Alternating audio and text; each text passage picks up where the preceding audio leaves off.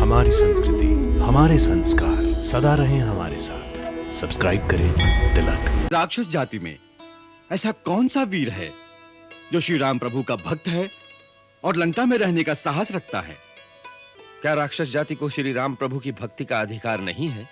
उनकी भक्ति का अधिकार तो प्राणी मात्र को है।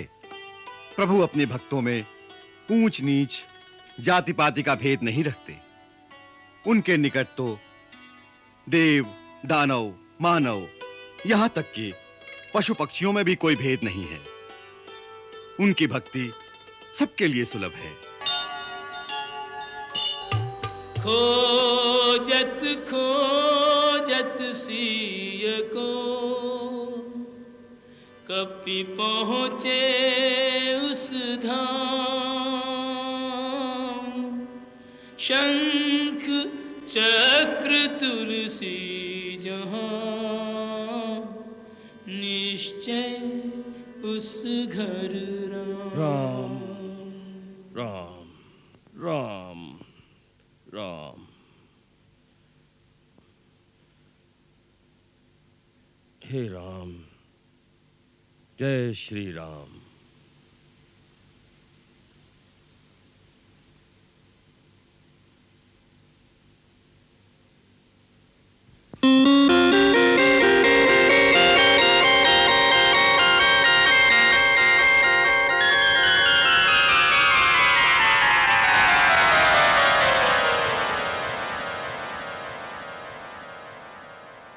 श्री राम, जय राम, जय जय राम।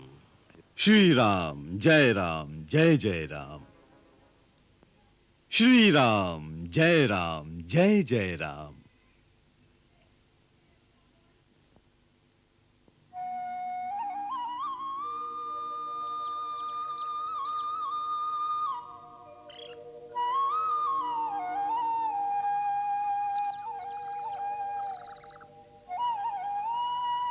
जय राम जी की। जय श्री राम। आप, हे देव, आप कौन हैं? लंका में श्री राम की जय बोलने का साहस करने वाले आप कौन हैं? और इस महल में कैसे आए? आकाश मार्ग से जा रहा था। इस आंगन में तुलसी का चौरा देखकर, प्राचीर में शंख तथा चक्र का चिन्ह देखकर समझ गया कि ये किसी नारायण भक्त का घर है। इसी कौतूहलवश आपके दर्शनों के लिए रुक गया। और अब रहा श्री राम की जयकार का प्रश्न।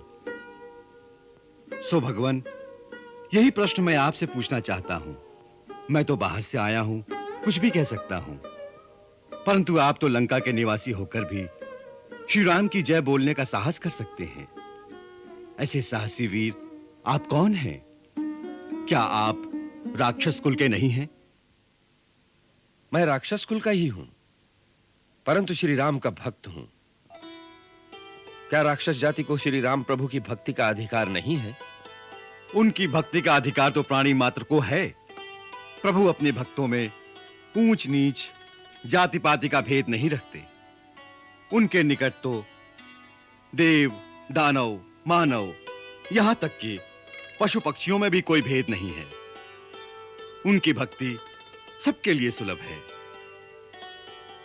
मुझे तो केवल इतना ही कौतूहल है कि राक्षस जाति में ऐसा कौन सा वीर है जो श्री राम प्रभु का भक्त है और लंका में रहने का साहस रखता है। इसीलिए आपका परिचय जानना चाहता हूं। मैं महर्षि विश्रवा का पुत्र और महाराज रावण का छोटा भाई विभीषण हूं। जहां तक लंका में रहने का प्रश्न है, तो हे महात्मा, मैं उसी प्रकार यहां रहता हूं जैसे दांतों के बीच जिह्वा रहती है।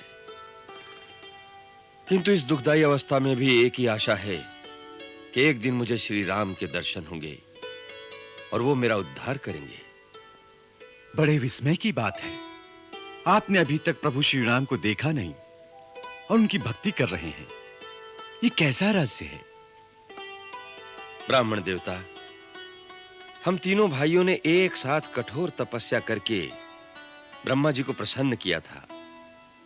जब ब्रह्मा जी ने वरदान मांगने को कहा, तो बड़े भाइयों ने शक्तियां मांगी और मैंने केवल श्री नारायण की अनन्य भक्ति और उनके दर्शनों का वर मांगा। तब ब्रह्मा जी ने कहा कि जब श्री नारायण राम रूप में अवतार लेकर लंका आएंगे तब तुम्हें उनके दर्शन होंगे। तब से मैं उनकी प्रतीक्षा में राम नाम का जाप कर रहा हूं। धन्य है आप और धन्य है आपकी भक्ति। अब आप अपना परिचय दीजिए कि आप कौन हैं? आपने अभी कहा कि आप बाहर से आए हैं। आप कोई हरिभक्त हैं, कोई देवता हैं, अथवा स्वयं श्री राम हैं जो मुझे अपने दिव्य दर्शन देने यहां आए हैं। राम राम राम। आपने मुझे कहां पहुंचा दिया राजन? मैं तो एक अधम से अधम व्यक्ति हूं, एक ऐसे कुल का हूं जिसका प्रातः नाम लेना भी अशुभ माना जाता है। मेरा ये छद्म वेश है, मेरा असली रूप वानर का है। मेरा नाम हनुमान है। प्रभु श्री राम की उदारता देखो, मुझ जैसे सद्बुद्धिहीन व्यक्ति को भी अपना सेवक बना लिया, और सेवक पर तो उनकी विशेष प्रीति रहती है। सो हे विभीषण, प्रभु श्री राम के अनुग्रह पर सदा विश्वास रखना चाहिए, तभी जीव अपने कर्तव्य पथ पर अडिग रह सकता है। हे हनुमान,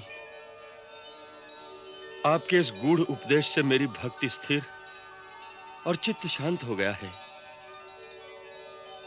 अब मुझे विश्वास हो गया है कि मुझे अनाथ जानकर एक दिन प्रभु मुझ पर अवश्य कृपा करेंगे।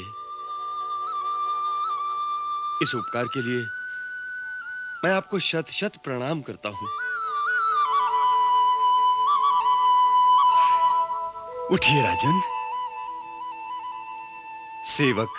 सेवक को शीश नहीं नवाता, दोनों को अपने स्वामी के ही कार्य में रत रहना चाहिए।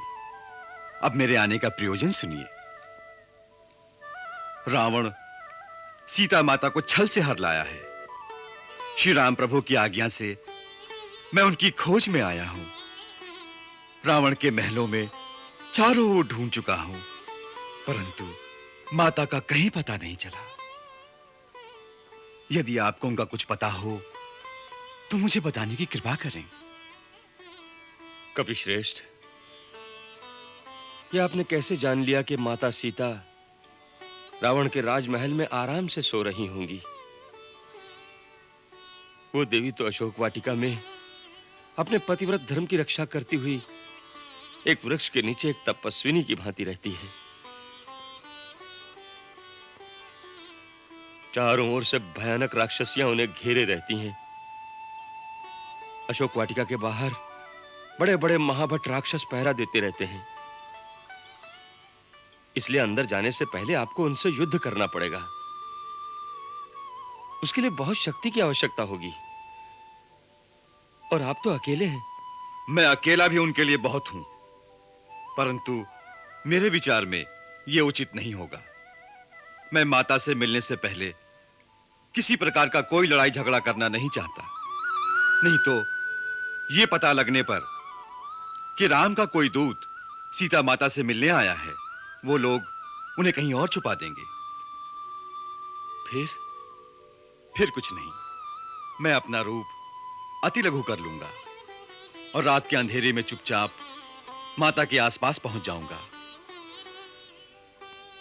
एक बार उन तक प्रभु का संदेश पहुंचाकर उन्हें कुछ सांत्वना दे लूं, फिर मैं अपने दूसरे रूपों में रावण के योद्धाओं की शक्ति का भी परिचय पाने की कोशिश करूंगा। अच्छा, अब मुझे आज्ञा दीजिए। सूर्य भगवान उदय हो रहे हैं। अब सारा दिन कहीं छुपकर बिताऊंगा और रात्रि के अंधेरे में अशोक वाटिका पहुंच जाऊंगा। जाइए भक्तराज, श्री राम आपकी रक्षा करें। जय श्री राम। जय श्री राम। खोजत खोजत सिय को कपि पहुँचे उस धाम।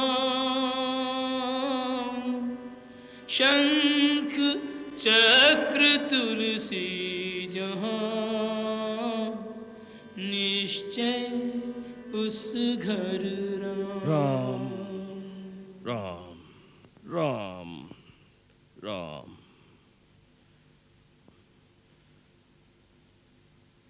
हे राम, जय श्री राम।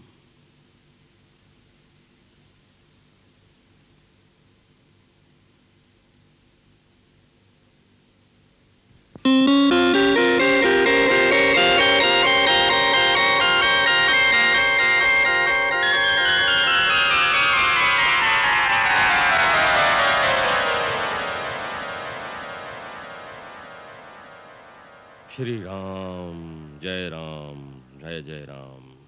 श्री राम जय राम, जय जय राम। श्री राम जय राम, जय जय राम।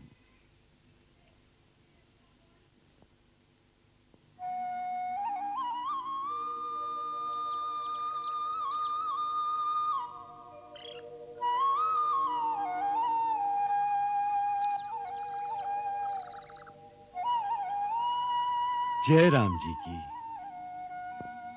जय श्री राम। आप, हे देव, आप कौन हैं? लंका में श्री राम की जय बोलने का साहस करने वाले आप कौन हैं? और इस महल में कैसे आए? आकाश मार्ग से जा रहा था। इस आंगन में तुलसी का चौरा देखकर, प्राचीर में शंख तथा चक्र का चिन्ह देखकर समझ गया कि यह किसी नारायण भक्त का घर है। इसी कौतूहलवश आपके दर्शनों के लिए रुक गया। और अब रहा श्री राम की जयकार का प्रश्न। सो भगवान, यही प्रश्न मैं आपसे पूछना चाहता हूं। मैं तो बाहर से आया हूं, कुछ भी कह सकता हूं, परंतु आप तो लंका के निवासी होकर भी श्री राम की जय बोलने का साहस कर सकते हैं। ऐसे साहसी वीर आप कौन हैं? क्या आप राक्षस कुल के नहीं हैं? मैं राक्षस कुल का ही हूं, परंतु श्री राम का भक्त हूं। क्या राक्षस जाति को श्री राम प्रभु की भक्ति का अधिकार नहीं है? उनकी भक्ति का अधिकार तो प्राणी मात्र को है। प्रभु अपने भक्तों में ऊंच नीच, जाति पाति का भेद नहीं रखते। उनके निकट तो देव, दानव, मानव, यहां तक कि पशु पक्षियों में भी कोई भेद नहीं है। उनकी भक्ति सबके लिए सुलभ है। मुझे तो केवल इतना ही कौतूहल है कि राक्षस जाति में ऐसा कौन सा वीर है जो श्री राम प्रभु का भक्त है और लंका में रहने का साहस रखता है। इसीलिए आपका परिचय जानना चाहता हूं। मैं महर्षि विश्रवा का पुत्र और महाराज रावण का छोटा भाई विभीषण हूं। जहां तक लंका में रहने का प्रश्न है, तो हे महात्मा, मैं उसी प्रकार यहां रहता हूं जैसे दांतों के बीच जिह्वा रहती है। किंतु इस दुखदाई अवस्था में भी एक ही आशा है कि एक दिन मुझे श्री राम के दर्शन होंगे और वो मेरा उद्धार करेंगे। बड़े विस्मय की बात है, आपने अभी तक प्रभु श्री राम को देखा नहीं और उनकी भक्ति कर रहे हैं। ये कैसा रहस्य है? ब्राह्मण देवता, हम तीनों भाइयों ने एक साथ कठोर तपस्या करके ब्रह्मा जी को प्रसन्न किया था। जब ब्रह्मा जी ने वरदान मांगने को कहा, तो बड़े भाइयों ने शक्तियां मांगी और मैंने केवल श्री नारायण की अनन्य भक्ति और उनके दर्शनों का वर मांगा। तब ब्रह्मा जी ने कहा कि जब श्री नारायण राम रूप में अवतार लेकर लंका आएंगे, तब तुम्हें उनके दर्शन होंगे। तब से मैं उनकी प्रतीक्षा में राम नाम का जाप कर रहा हूं। धन्य है आप और धन्य है आपकी भक्ति। अब आप अपना परिचय दीजिए कि आप कौन हैं? आपने अभी कहा कि आप बाहर से आए हैं। आप कोई हरिभक्त हैं, कोई देवता हैं, अथवा स्वयं श्री राम हैं जो मुझे अपने दिव्य दर्शन देने यहां आए हैं? राम राम राम। आपने मुझे कहां पहुंचा दिया राजन? मैं तो एक अधम से अधम व्यक्ति हूं, एक ऐसे कुल का हूं जिसका प्रातः नाम लेना भी अशुभ माना जाता है। मेरा ये छद्म वेश है। मेरा असली रूप वानर का है। मेरा नाम हनुमान है। प्रभु श्री राम की उदारता देखो। मुझ जैसे सद्बुद्धिहीन व्यक्ति को भी अपना सेवक बना लिया, और सेवक पर तो उनकी विशेष प्रीति रहती है। सो हे विभीषण, प्रभु श्री राम के अनुग्रह पर सदा विश्वास रखना चाहिए, तभी जीव अपने कर्तव्य पथ पर अडिग रह सकता है। हे हनुमान, आपके इस गूढ़ उपदेश से मेरी भक्ति स्थिर और चित्त शांत हो गया है। अब मुझे विश्वास हो गया है कि मुझे अनाथ जानकर एक दिन प्रभु मुझ पर अवश्य कृपा करेंगे। इस उपकार के लिए मैं आपको शत शत प्रणाम करता हूं। उठिए राजन। सेवक को शीश नहीं नवाता, दोनों को अपने स्वामी के ही कार्य में रत रहना चाहिए। अब मेरे आने का प्रयोजन सुनिए। रावण सीता माता को छल से हर लाया है। श्री राम प्रभु की आज्ञा से मैं उनकी खोज में आया हूं। रावण के महलों में चारों ओर ढूंढ चुका हूं, परंतु माता का कहीं पता नहीं चला। यदि आपको उनका कुछ पता हो तो मुझे बताने की कृपा करें। कपिश्रेष्ठ, यह आपने कैसे जान लिया कि माता सीता रावण के राजमहल में आराम से सो रही होंगी? वो देवी तो अशोक वाटिका में अपने पतिव्रत धर्म की रक्षा करती हुई एक वृक्ष के नीचे एक तपस्विनी की भांति रहती है।